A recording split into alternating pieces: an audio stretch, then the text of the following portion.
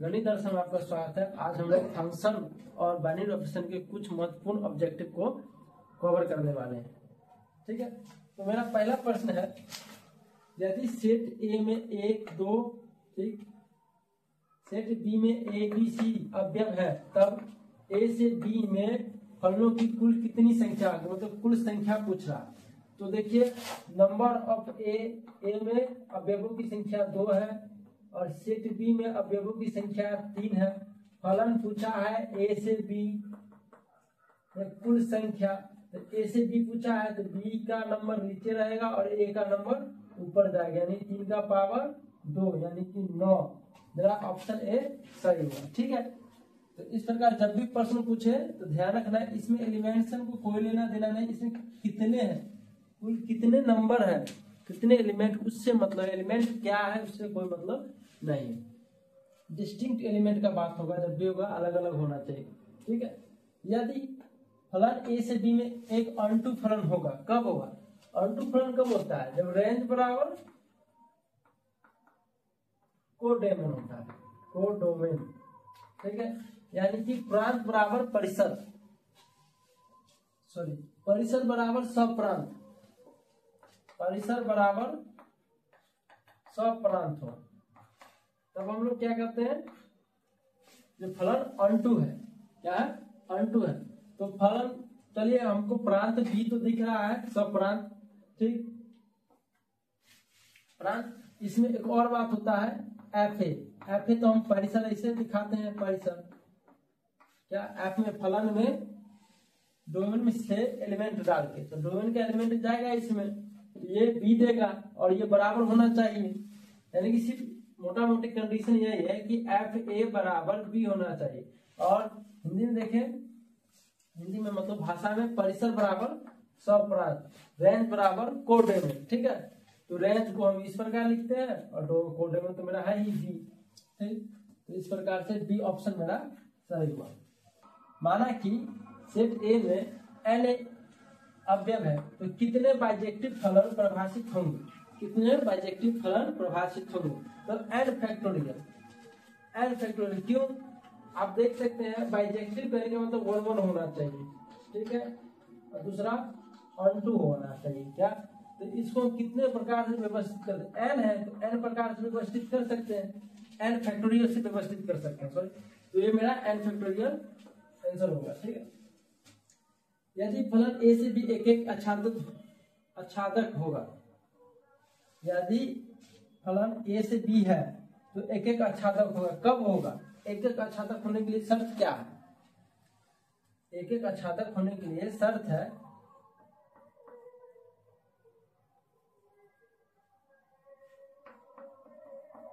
F A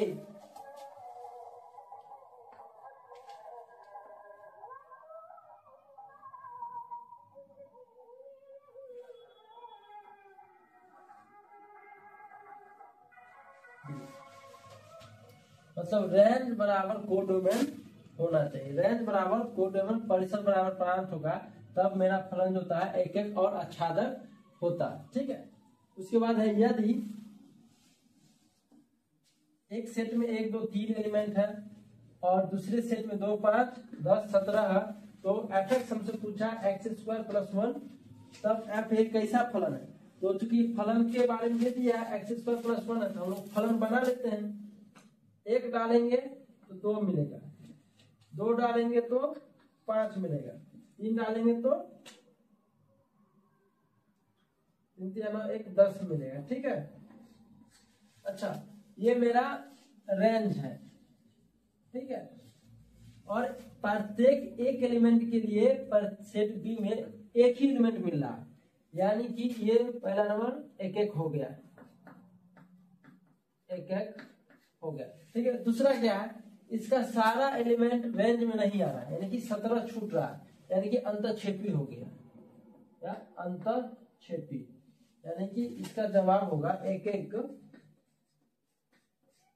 अंतःक्षेपी। ठीक है, और भी प्रश्न है, देखते हैं।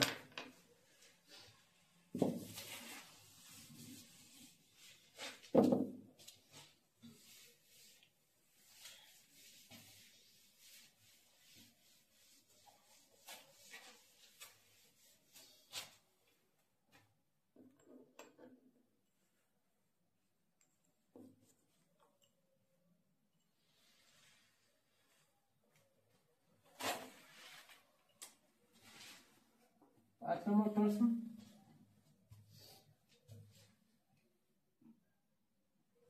फलन मेरा R से R है, ठीक है, R से R है, और fx जो दिया है 2x प्लस 3, इसका इनवर्स पूछा है। इनवर्स में हम कुछ नहीं करते हैं, fx है तो fx ही रखने दो, माइनस 3 2x, यहाँ से x का मान निकालेंगे तो x निकालेंगे तो क्या मिलेगा, fx माइनस 3 बटा 2, और fx को x मान लो, इसको y मान लो, कर दो, यानी कि इसका जो इन्वर्सेबल आएगा x माइनस 3 बटा 2, ठीक है, ये मेरा जवाब होगा। ऑप्शन में जो होगा तो मार देंगे, ठीक है। अच्छा, ये मेरा एनसीईआरटी का सवाल है। fx जो है x² प्लस 1 और gx जो है 2x प्लस 3, इसका हमसे गॉप पूछा है। गॉप, चलिए तो गॉप निकालते हैं। g f में x, ठीक है, जब g f में x जाता है तो उसका स्क्वायर हो जाता है, यानी x² प्लस 1, ठीक है, और g में कोई भी फंक्शन कोई भी चीज जाता है तो उसमें 2 गुना हो जाता है और 3 जुड़ जाता है, तो 2x² प्लस 1 प्लस 3, ठीक है, ये कितना हो जाएगा, 2x² plus 2 plus 3, 2x² plus 5,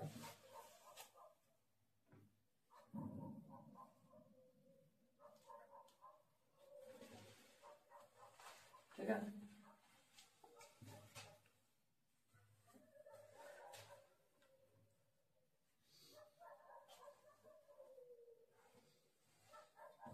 और आगे प्रश्न है 7 नंबर,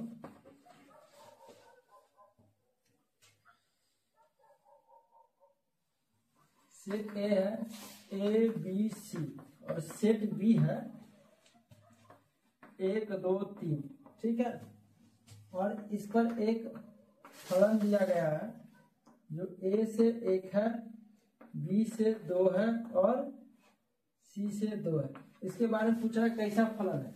देखिए पहला नंबर तो B में से कोई एक एलिमेंट छूट रहा है, एक एलिमेंट छूट रहा था, अंतक्षेपी हो गया, ठीक, पूरा नहीं आया, पूरा का पूरा एलिमेंट आना चाहिए, नहीं आया तो अंतक्षेपी, ठीक है, और A 1 से मिला है, B 2 से मिला, C 2 से मिला है, यानी कि B भी 2 से मिला और C भी 2 से मिला है, यानी कि अनेक, यानी कि मिनिमम इनटू फंक्शन है, ठीक है। इसके बाद जो प्रश्न है मिटाना पड़ेगा,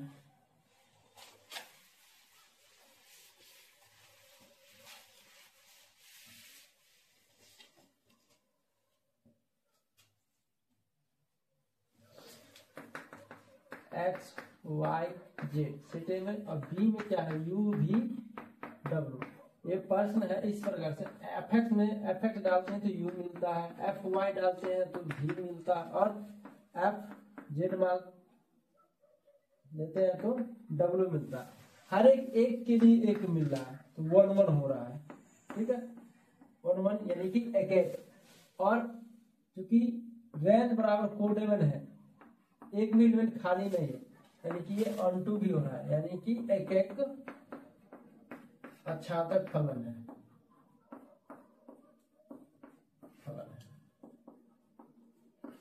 ठीक है। और देखते हैं प्रश्न है ए 1 2 3 पर कितने द्विचर संख्या परिभाषित है। तो टोटल n कितना है, मतलब नंबर ऑफ ए कितना है 3, ठीक है, तो इसका पावर 3 ले लेना है सेम, और उसके ऊपर 2 ले लेना है, 2 3 का पावर 2 9, तो 3 का पावर 9 मेरा उत्तर होगा, ठीक है। यानी इसका सूत्र होता है n के पावर n और उसका स्क्वायर, तो n तो मेरा 3 मिला था, 3 का पावर 3 और उसका पावर 2, ठीक है। इसके बाद है प्रश्न ए स्टार बी जो है एलसीएम ऑफ ए बी बताता है, ठीक है। तो 5 स्टार 7 क्या होगा, तो 5 स्टार 7 क्या होगा, एलसीएम ऑफ 5 और 7 दोनों का एलसीएम कितना होता है, तो 35 उत्तर हो गया, ठीक है।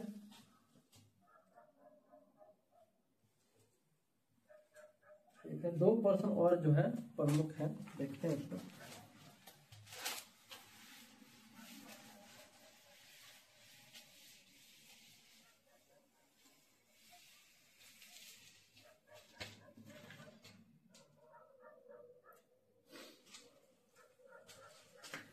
ए स्टार बी इस तरह का प्रभाषित है, 3a + 4b - 2 पर प्रभाषित है, तो 4 स्टार 5 क्या होगा। सिंपल है भाई, देखो ए के जगह ये और बी के जगह पर 5 रख दो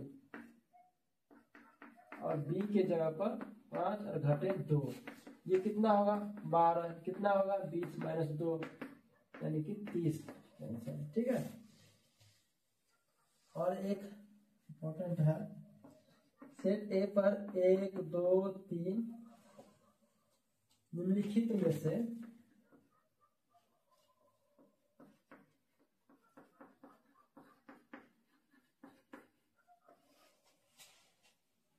में किस फलन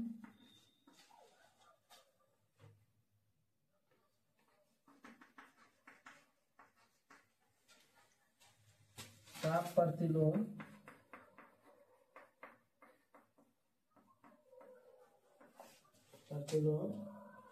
फलन प्राप्त नहीं किया जा सकता,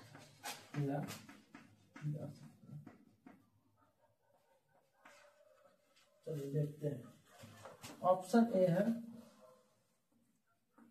1 1 2 2 और 3 3, ठीक है।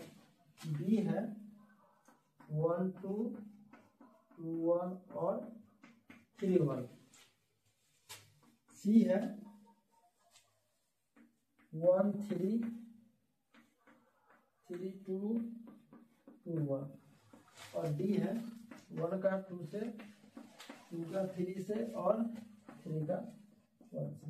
ये फंक्शन दिया हुआ है, इसमें हमसे पूछा है कि किसका प्रतिलोम फलन नहीं होगा, तो प्रतिलोम फलन उसका नहीं होगा जो रेंज बराबर कोड में नहीं होगा, अर्थात ए क्रॉस ए में पूछ रहा है, ए से ए में पूछ रहा है, तो हमको दोनों में देख लेना है कि 1 2 बराबर है या नहीं, यानी कि मतलब 1 2 3 1 2 3, ठीक है, पूरा है 1 2 3, ठीक है, 2 1 1, चलिए भाई ये मिल गया। इसको भी देख लेते हैं, 1 2 3, ठीक है, 3 2 1 मतलब 1 2 3 मिल गया, 1 2 3, ठीक है, 1 2 3 सब मिल गया, यहाँ नहीं मिला, यानी कि ऑप्शन बी मेरा सही। तो इस तरह के प्रश्न हमको जांचना ही पड़ेगा, हर एक प्रश्न को, मतलब हर एक ऑप्शन को देखना पड़ेगा अच्छे से, ये कौन सा फिट बैठ रहा है। यहाँ पर ये परिभाषित रिवर्सिबल के लिए परिभाषित नहीं हो रहा है, क्यों नहीं हो रहा, आप पढ़े होंगे तो आपको पता होगा, बाकी बहुत बड़ा एक्सप्लेनेशन नहीं दे सकते हैं, ठीक है, धन्यवाद।